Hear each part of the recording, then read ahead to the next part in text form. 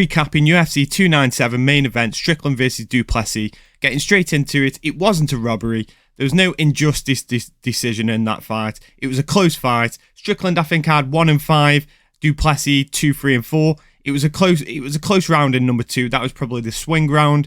But we need to move on. The guys need to fight again at some point further down the road. But we need to move on from this. It was a robbery. It was Strickland won, Du Plessis won. The fact is, it was a fucking close fight, a very close contested fight. It was a lot better than I think a lot of people were expecting, a more competitive fight than a lot of people were expecting. A lot of people questioning Du Plessis' gas tank. I think he's answered those questions quite clearly now. Something that I was saying previously to the fight, and something I questioned myself earlier in his career coming up, that it looked like Du Plessis gassed.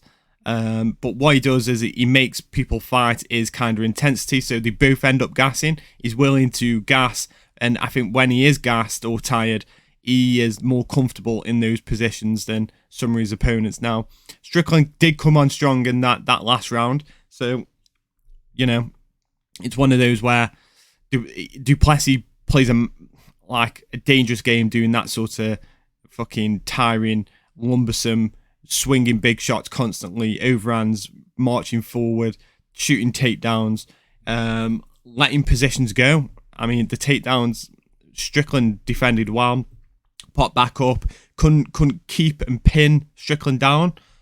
So, yeah, I do think we need to see the guys fight again further down the road. But what's next? What's next for Strickland? What's next for Du Plessis? Alex Pereira was in the building, looking quite intense. I'd like to see Pereira versus Du Plessis. Yeah, and that's the fight to make, and let me give you a few reasons why. So, put it on the 300 card, Pereira versus Du Plessis for the light heavyweight title, mega fight for that card. And part of the reason is Adesanya chose to sit out, so I don't think Adesanya versus Du Plessis is the fight I want to see. They didn't give him the immediate rematch with Strickland, so why give him another title shot further down the line against Du Plessis?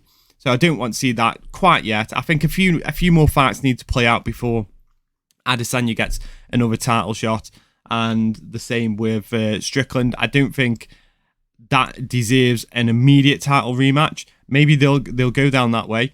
The only person I think, because Robert Whittaker has already been beat by the new champ, the only person I think that possibly you could argue a case for is Cannonier, but he's ranked 4.